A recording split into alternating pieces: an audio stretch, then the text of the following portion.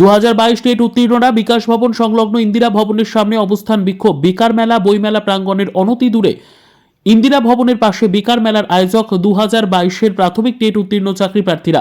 হাইকোর্টের অনুমতি নিয়ে দুপুর 12টা থেকে বিকেল 5টা পর্যন্ত থাকবে এই অবস্থান বিক্ষোভ। চপ শিল্প, ঝালমুড়ি, ঘুগনিমুড়ি সমস্ত কিছুই অবস্থান বিক্ষোভ মঞ্চে তৈরি হবে এবং বিক্রয়ও করা হবে। অবস্থান মঞ্চ থেকে অবিলম্বে প্রাথমিক বিদ্যালয়ে 50,000 শূন্য পদে নতুন নিয়োগ বিজ্ঞপ্তি প্রকাশের দাবিতে অবস্থান বিক্ষোভ।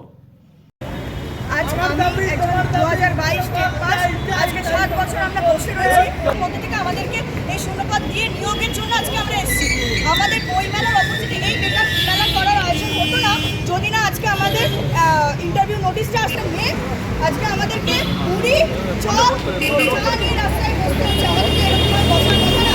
আমরা লক্ষ্মী ভাণ্ডারের বদলে আমরা চাই এই ভাতা বন্ধ করে বা এই ভাতা কমিয়ে আমাদের নিয়োগ দেওয়া না।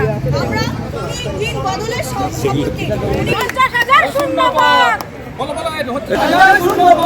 হাই হাই সরকার, লজ্জা লাগা দরকার। হাই হাই সরকার, লজ্জা লাগা দরকার। শূন্যপদ দিচ্ছে না, শূন্যপদ দিচ্ছে না, শিক্ষামন্ত্রী দেখা নাই, তাই সংগ্রাম চলছে চলবে। বছরে দুবার নিয়োগ নাই, সভাপতি দেখা নাই, তাই সংগ্রাম চলছে চলবে। ডবল ডবল চাকরি কই, প্রতিশ্রুতির পূরণ নাই, তাই সংগ্রাম চলছে চলবে।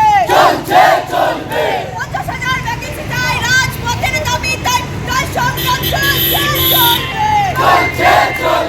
সভাপতি বার্তা দিন, অবিলম্বে নোটিশ দিন, তাই সংগ্রাম চলছে চলবে। সভাপতির মিথ্যাচার দিনের পর দিন হলো প্রতিদিন নিয়োগ পায় 22 কেন বঞ্চনায়, তাই সংগ্রাম চলছে চলবে।